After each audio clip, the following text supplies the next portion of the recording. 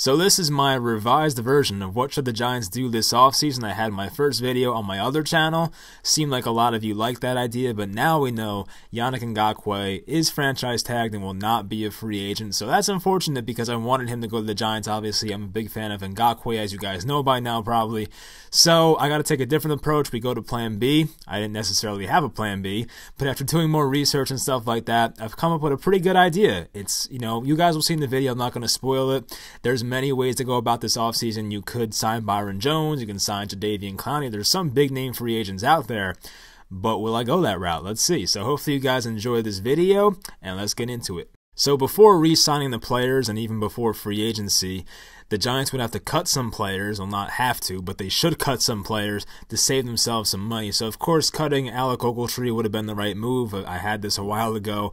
This is what I made up in, a few months ago, and they've done some of these moves already, which is good to see. Red Ellison retired, so that saved them $5 million. Kareem Martin was cut, saving them almost $5 million, and Yannick Ngakoue saved them a bit over $8 million. So that's definitely big. And Antoine Bethea would have cost them around $3 million next year, $2.75 million to be exact. And I don't know why he hasn't been cut yet. I really don't know. Maybe they're waiting for something to happen. Maybe they're waiting for free agency or the draft. But I don't want him back next year. I'm being honest. I really don't. I want to move on. I want to forget about this team last year. And this, kind of has like a Pat Shurmur vibe to it. I just want to move on. I know Bethea has been a fine player. And Giants fans, they like to just shit on the guy. I don't like to do that with Antoine Bethea too much because the guy had a good career. I'll be honest. He had a really good year, or a career for the Colts, had a few years with the San Francisco 49ers. I respect the guy's career. He's been around for a long time, but look, when you're as old as he is, 34, 35, sometimes you just don't have it anymore, and it's just reality. Father time catches up, and he wasn't that great last year. He had a lot of tackles, but he wasn't a great player with taking angles and even covering guys in man when he was asked to do so. And as for Wayne Gallman, you guys know, if you listen to the podcast, I've said it before, they basically benched him the final, 3 or 4 games in favor of Javorius Allen, who they picked up off the street. So that was concerning. Don't know if it's a Dave Gettleman call or if it was a Pat Shurmur call, but whatever it is, it's concerning, and he might not be back next year. They might bring him into camp, but we'll see. So after these moves, the Giants would save around $83 million. And as for players to re-sign, Leonard Williams, 4 years, $48 million, $12 million per year roughly. He's a really good run defender. He made guys around him better, I think, specifically to Dalvin Tomlinson, who we have listed here as well. Once Leonard Williams got here, the run defense got a lot better, and Dalvin Tomlinson got a lot better. I don't think that's a coincidence. He doesn't miss games. He's durable.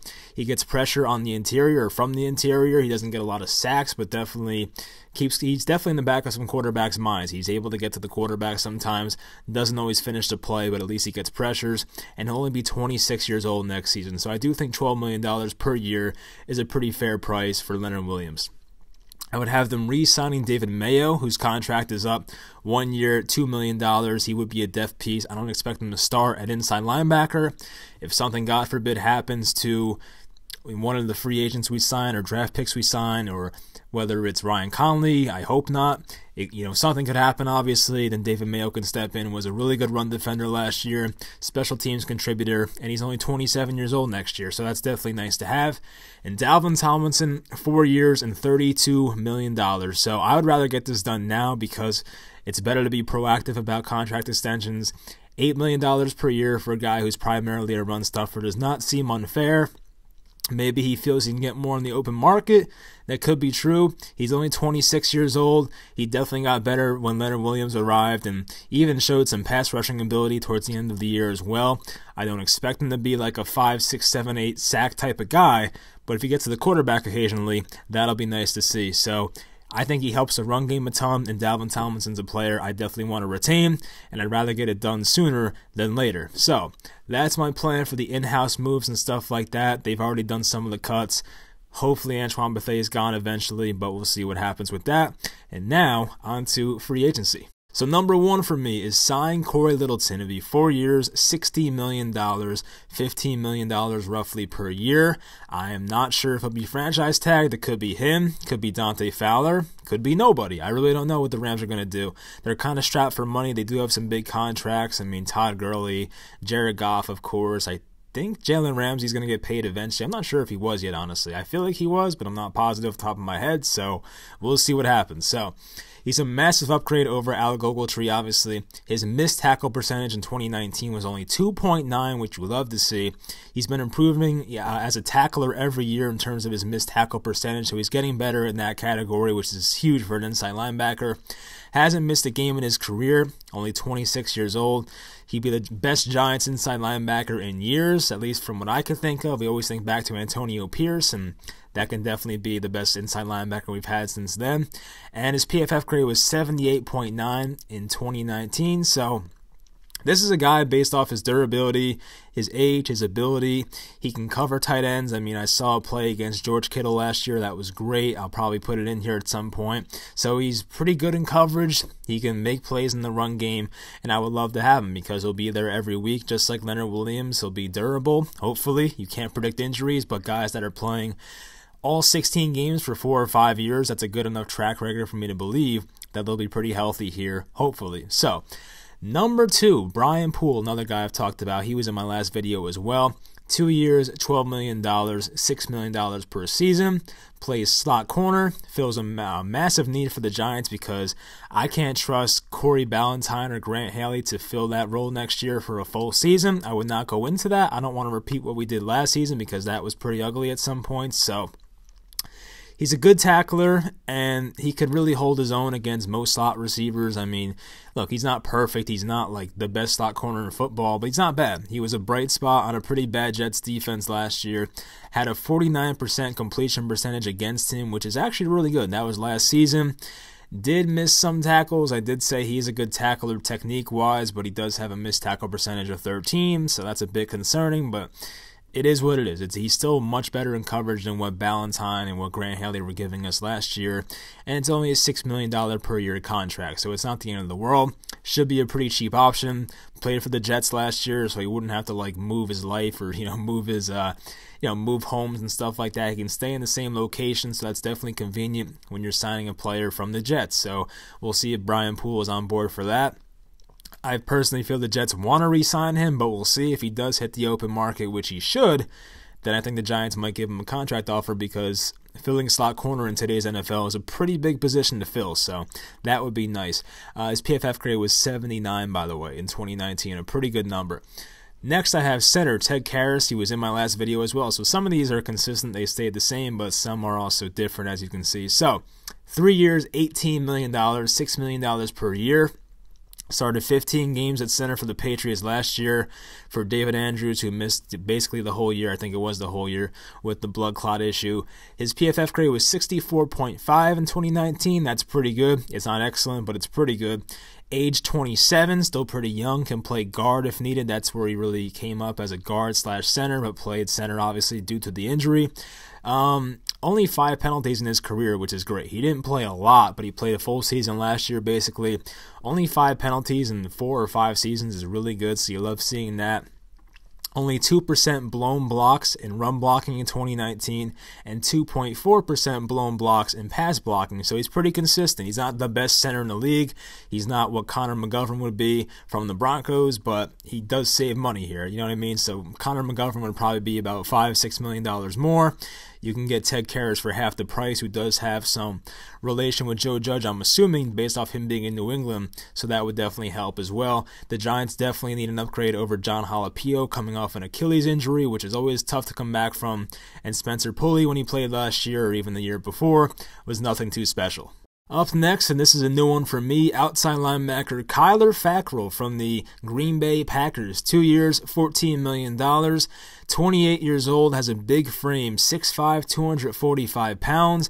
Didn't play much in 2019 due to these Adarius Smith and Preston Smith signings. Of course, outside linebacker has 2 positions, and sometimes there's an odd man out, and in this case it was Kyler Fackrell on the last year of his rookie contract. So he had 10.5 sacks in 2018. You love to see that when he was playing basically starter snaps, but when his snaps were limited, his numbers weren't as great, but he still was effective in 2019. So he had 191 pass rush opportunities, generating 28 pressures and 8 quarterback knockdowns. So if you gave him starter snaps, he would put up good numbers once again, in my opinion. He only had 1 sack last year, which is not great. I believe he had one in the playoffs as well. So you like seeing that, but 1 sack is not great, but we can't go based off sacks. We know that. So Kyler Fackrell has shown he can get to the quarterback.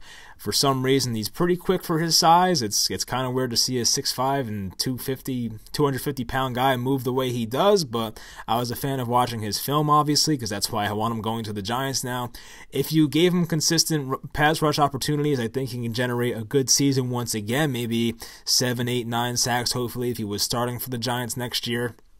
He did miss nearly 15% of his tackles in 2019, so that's not great. You don't like seeing that, but this is a guy that if you give him starter snaps, I think he can put up a good season. He could be a diamond in the rough type of guy. I don't expect him to have a Shaq Barrett type impact, but if he does half of that, that'd be a great signing. He did have 10 and a half sacks just 2 years ago, still 28 years old. I love the body type, the body frame, perfect for outside linebacker, and can fit well in what should be a 3-4 scheme that does use some 4-3, but he's definitely more of a 3-4 outside linebacker. So some other people want Jordan Jenkins as the outside linebacker from the Jets. He's gotten some buzz on Twitter recently, and I like him. The one thing is, though, he will cost probably a little bit more, so you have to take that into account as well. Not sure if the Jets want him to leave. I think they'll try to re-sign him, but it seems like the Packers are fully okay with moving on from Kyler Fackrell because they just have 2 better players at that position than him. So there's really no point for the Packers to pay a third guy to play a position that holds 2 people. It makes no sense. So you're getting a pretty good discount here because the Packers can't really contain him. So I think this move would make a lot of sense. I don't know if it'll happen, but I would be a fan of it, of course, if it did. And if he plays starter snaps, I do think he'll put up some good numbers. Next, this one I haven't heard much at all, but I looked at the free agent tight ends today, and I think this one, when you look at it, makes a lot of sense. Ricky Seals-Jones, 2 years, $6 million. Giants fans have been talking about wanting a big mismatch type receiver. You know, we know that Jason Garrett loved having Dez Bryant, so why not bring a guy who's 6'5" and 243 pounds, who plays tight end, used to play wide receiver in college, I believe, bring him to the Giants and see what he can do. His combine metrics in 2017 were not all that impressive. I think his vertical was like 28 inches, which is not too great. Probably better than me, but once again, not great for an NFL star, or, could have been star. So that's not good, but, his metrics are great, and he's made improvements every year, which I love. So he does make splash plays. His longest catch in 2019 was 59 yards, which you don't see every day from your average tight end, so you'd like seeing that. His catch percentage has risen every year since being in the NFL in 2017. He had 4 touchdown receptions on 22 targets last year. Pretty crazy ratio, but it shows you the body type he has and the mismatch he can be in the red zone. Now, here's the interesting part. He played for the Browns last year. The Browns head coach last year, Freddie Kitchens. Freddie Kitchens, now the tight ends coach for the New York Giants. So if Freddie Kitchens liked what he saw from Ricky Seals-Jones and they used him effectively in the red zone last year in Cleveland, maybe he says to Dave Gettleman, we need to get this guy. It wouldn't cost too much. I really don't think Ricky Seals-Jones would cost all that much at all. So if they gave him $3 million per year for a couple years, even 1 year, I think that'd be just you take a shot in the dark and see if it hits. Evan Ingram has his injury concerns, has his injury problems, and Caden Smith was good for about half a year, but we don't know what we're going to get from him for a full season, so why not bring in another depth piece like Ricky Seals-Jones, who could be a nice find. His drop percentage by year also dropped. You like seeing that. So it was 14.3% in 2017, 11.1% in 2018, and dropped all the way down to 5.3%. He did have a lot less targets this year, so the 5.3% could be misleading, but it's showing you that in his small sample size, he is getting better. He's becoming a better NFL player as he's getting more used to the league. So if you multiply his 22 targets, and sometimes I hate doing this because the NBA has like a per 36-minute stat, and sometimes it's stupid because guys are better in smaller time limits than other people, but basically, if you multiply Ricky Seals-Jones' numbers by 4 and gave him 88 targets, which would be, about average for a starting tight end, his numbers last year would have been 56 receptions, 916 yards, and get this, 16 touchdowns. Is that sustainable? Absolutely not, but still, it's pretty impressive. So, it shows you the potential. Is he a great blocker? Not really, but he's not the worst at it. So, this is a move that could be a very low risk and a high reward type of thing. I would be a fan if they made this move, and with Freddie Kitchens being the tight ends coach, I do think it's a possibility, so we'll see what happens. Next, Justin Bethel. I've talked about this one as well. 1 year, $1 million. He's been labeled as the special teams superstar, and I love that. I'm sure Joe Judge loves it as well. So he played the second half of 2019 under Joe Judge. He was cut by the Ravens in order to conserve a Is that right? Conserve a compensatory pick. I don't know why that sounded so wrong. Conserve a compensatory. I really can't talk, but you guys know what I mean.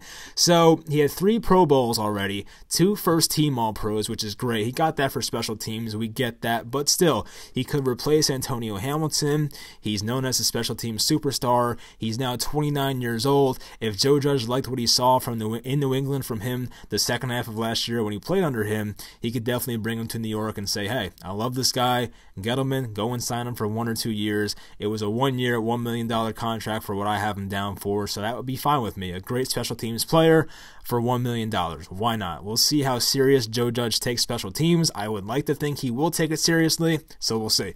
Last guy, Case Keenum. I had a quarterbacks video for backup quarterbacks recently. He was in this video. He was one of my more favorite options between him and Chase Daniel. I picked Case Keenum. 1 year, $3 million. I believe he signed last year for 1 year and $3.5 million. So you're taking off $500,000, but Case Keenum, I'm sure, can live with that. So Daniel Jones has some kind of an injury history. It's, the ankle injury last year, broken collarbone in college, which he did not miss much time from, which is crazy, but he did have the injury. So, you have to take that into account. No one's going to be an Iron Man like Eli Manning was. That's pretty rare, especially for a quarterback like Jones that's going to take more hits and run and stuff like that. Eli Manning was not running outside the pocket too much. Let's put it that way. So from a guy who's not a pure pocket passer, which Daniel Jones is not, he definitely can use his legs. It opens up the potential for injury, unfortunately. So Keenum is a gunslinger. He can give you a chance to win basically any game. I love that about him. Has a lot of upside. In 2017, which was his great year with the Vikings, had over 3,500 yards, 22 touchdowns, 7 interceptions, and an 11-3 record. I know he had a great defense, had a great offense around him. Their offensive line was not great, but he had a lot of good weapons, and Pat Shermer was a good play caller for them. Had a positive touchdown and an interception ratio the past 3 seasons, so he's getting better with holding on to the ball and being a more conservative quarterback. And he seems like a decent mentor for Jones. He's been around. He's been around for, how long has he been around for? Maybe 10 years now? Maybe like 2012, 2013-ish, maybe 7, 8, 9 years, whatever it is.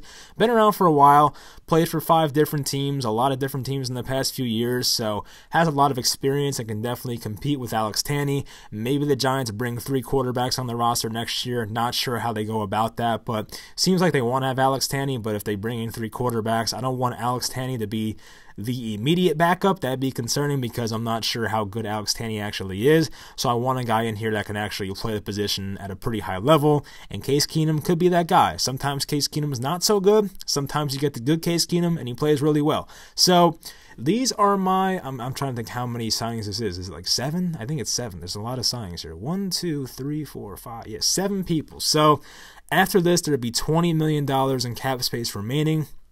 That's not including the draft, so that might be a bit, overpricey, but I don't know. I like this offseason plan. I am not really for signing Clowney, as you guys know.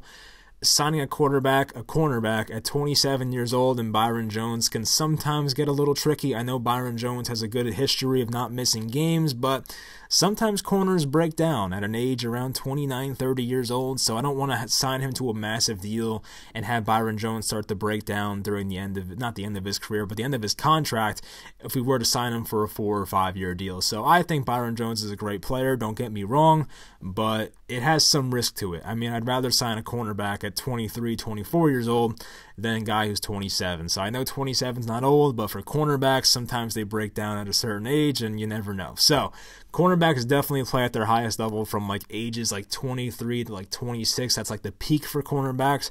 Sometimes players can last longer, but once you lose some athleticism at the cornerback position, it can hurt you for sure. And I'm sure, former cornerbacks would admit the same thing. So that'll do it for this video. Corey Littleton, Brian Poole, Ted Karras, Kyler Fackrell, Ricky Seals-Jones, Justin Bethel, Case Keenum. Let me know what you think about that. We'll actually go through the depth chart right before we end this video, actually, so let's get into that first. So this would be our defensive depth chart after the free agent signings. Of course, before the draft, I have some potential draft question marks in here. So defensive line looks pretty solid. That's one of the best parts of the Giants' defense. I mean, I don't know if R.J. McIntosh will be here next year, but we fully expect Leonard Williams, Dexter Lawrence, Dalvin Tomlinson, and B.J. Hill to be here. Outside linebacker, the two young guys, and you hope O'Shane and Lorenzo Carter can improve even more. Maybe you add somebody else in the draft. I know Alex talked about Zach Bond, so that's an option as well. And of course, Kyler Fackrell will be the new guy added at outside linebacker. Corey Littleton, an inside linebacker. A hopefully healthy Ryan Conley, and then David Mayo to back them up. Cornerback, DeAndre Baker, Sam Beal, that's the same. Brian Poole, Justin Bethel, Corey Ballantyne, and maybe Trayvon Diggs. That's the guy I want, obviously, in the second round. Safeties, Jabril Peppers, Julian Love, and maybe another draft pick. So, I mean, there's some good safeties later in this draft. I'm trying to think of the one from Georgia, J.R. Reed. There's one, Antoine Winfield. So, I like some of those guys, some later picks. And now we will get on to the offensive side of the ball. So, quarterback, Daniel Jones, Case Keenum, Alex Tanney, the best running back in football. Maybe a late round draft pick, Javorius Allen. Wide receiver is Sterling Shepard, Darius Slayton, Golden Tate. Maybe one receiver later in this draft, or in the middle of this draft, from this stacked wide receiver group. Evan Ingram, Caden Smith, Ricky Seals-Jones, who we would sign in this video, in this equation, I should say. Nate Solder at left tackle. I do think that could change via the draft. Hopefully Andrew Thomas or Jedrick Wills. Will Hernandez, Ted Karras, Kevin Zeitler, and right now under contract we have Nick Gates. So, that'll do it for this video. Hopefully you guys enjoy. Let me know in the comments which signings you did like and didn't like, and some other players that I should look into that you would like to see on the Giants via free agency. So hopefully you guys enjoyed. Thanks for watching, and I'll talk to you next time.